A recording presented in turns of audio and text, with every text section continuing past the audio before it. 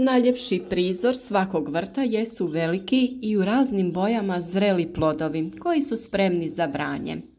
Bilo da se radi o paradajzu, paprici, krastavcu, patliđanu ili nekom drugom povrću, osjećaj je uvijek isti.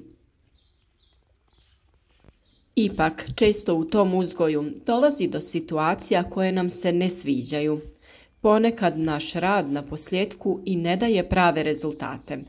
Naša prelijepa žuta paprika ili žarko crveni paradajz počinje da mijenja boju i propada.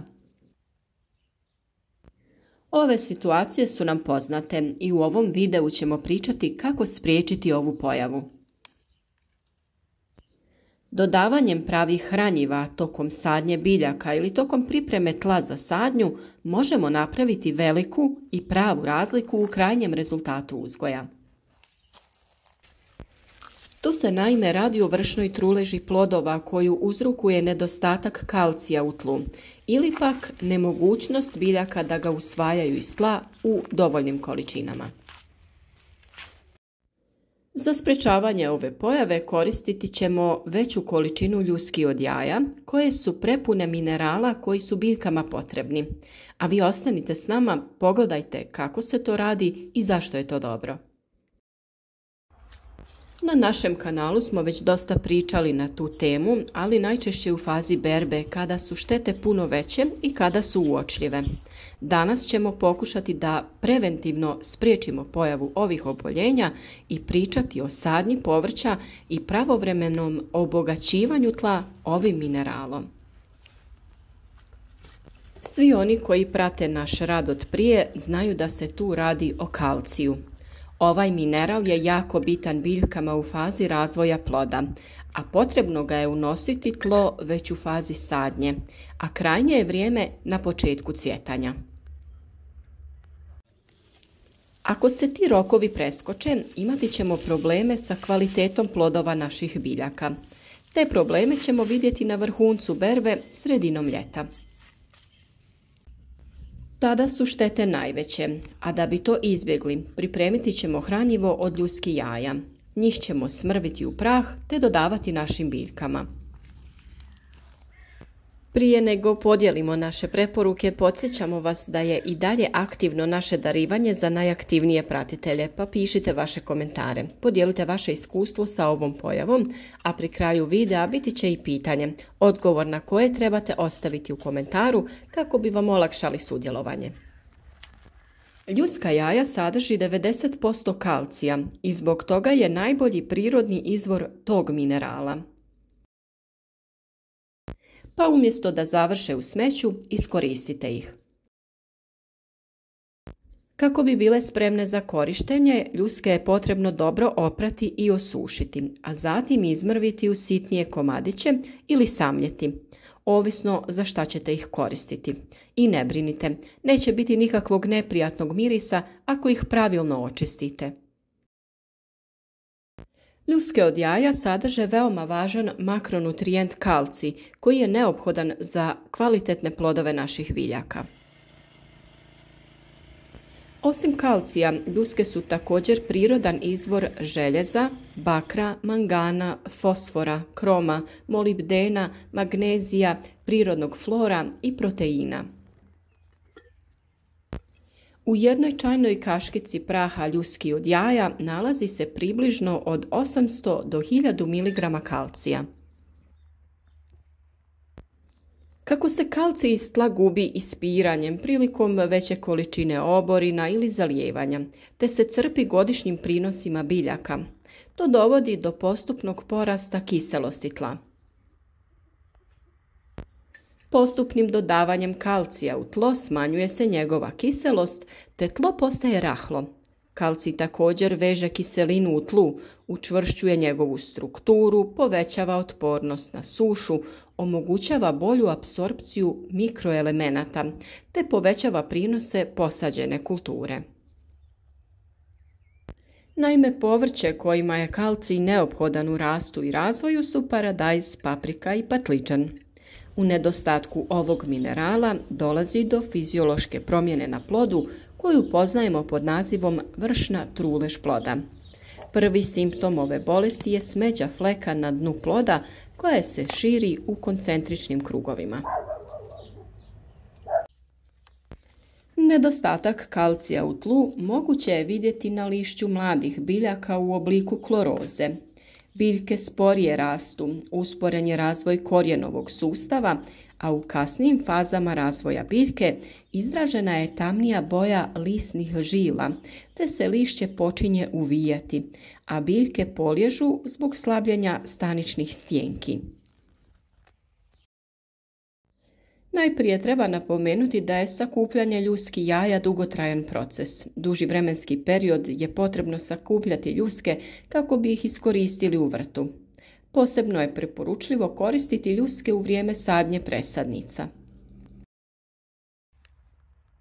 Kada se pospu sitni komadići ljuske jaja po tlu, ono će vašim biljkama dati zdravu dozu kalcija.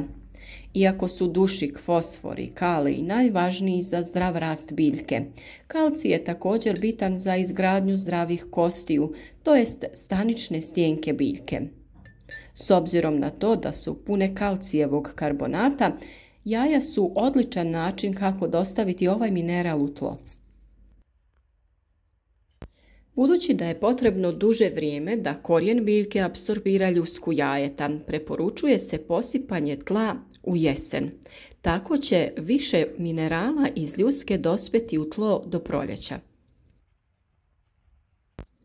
Kako biste u startu osigurali kalcij svom povrću, dodajte ljuske jaja prilikom sadnje.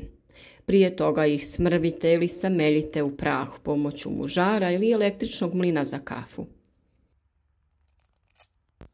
Ljuske jaja trebaju biti suhe kako bi se lakše smrvile. Prilikom sadnje u rupu dodajete manju šaku samljevenih ljuski, humusnu zemlju ili glistinac ili stajsko gnojivo. Kasnije ih možete prihraniti prahom kojega ćete staviti uz biljku i zalijevati vodom. Ljuske jaja također možete miješati sa drugim organskim tvarima i možete ih stavljati na dno tegle ili posude kako bi tek zasađene biljke bolje napredovale. Za dobar reciklirani vrtni koktel pokušajte pomiješati ljuske jaja sa kafom, koja je bogata dušikom. Ljuska će smanjiti kiselost vašeg tla te mu pomoći da bude prozračno, a ljuske od jaja u kombinaciji sa talogom od kafe idealno su prirodno hranjivo za vaše sobne biljke. Ljuske se stave u vodu i ostave preko noći. Ujutro se toj vodi doda talog od kafe u omjeru 1:4, te se time zalijevaju biljke. Ono što je također dobra ideja jeste da dodajete izmrvljene ljuske u kompost u vrtu.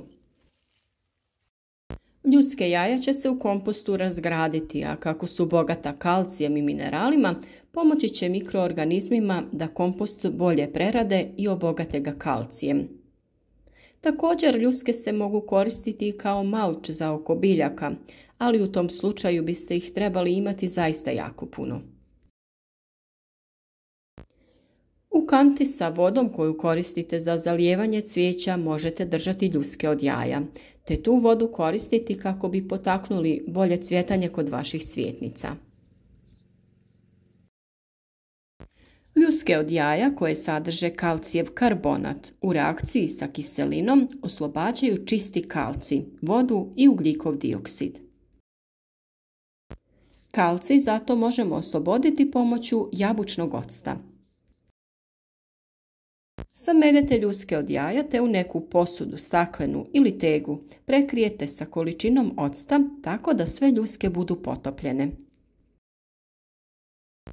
Doći će do reakcije i do stvaranja pjene, te ta mješavina treba da stoji barem 21 dan. Ovaj proces može trajati kraće, a može trajati duže, ali gotov je kada prestane da se stvara pjena. Tu posudu je dobro prekriti sa nekom gazom ili krpom, ali nipošto zbog reakcije ne stavljajte poklopac i ne zatežite ga. Nakon što prođe potrebno vrijeme, procijedite i koristite ga za folijarno tretiranje biljaka. 2 do 3 kašike stavljate na 1 litru vode i sa tim prskate vaše biljke. U svemu ovom veliku ulogu ima i malčiranje biljaka u vrtu. Na taj način će zemlja duže zadržavati vlažnost, biljka će bolje usvajati hranjiva i naravno spriječiti ćete rast korova. O tome smo mnogo govorili, pa i video o malču ukoliko vas zanima potražite na našem kanalu. Prihrana biljaka sa kalcijem je vrlo važna jer se treba odraditi u pravo vrijeme.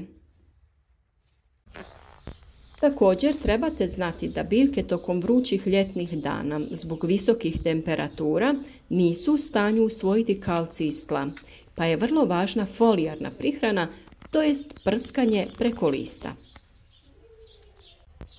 Naravno da ćemo o ovoj temi još mnogo govoriti kako se približi vrijeme presađivanja presadnica u vrt. Sa vama ćemo dijeliti savjete kako da vaše biljke budu zdrave i otporne. Današnje pitanje glasi: zašto je kod sprječavanja pojave vršne truleži plodova važna folijarna prihrana biljaka, to jest prskanje preko lista sa kalcijem? Vaše odgovore pišete u komentaru kako bi prepoznali vašu aktivnost i ljubav prema biljkama i možda baš vas obradujemo sa vrijednim poklonima. Na našem kanalu možete pronaći mnoštvo zanimljivih tema, pa nam se pridružite. A podržite naš rad sa lajkom i podijelite video sa prijateljima na društvenim mrežama kako bi i drugi imali koristi od naših savjeta.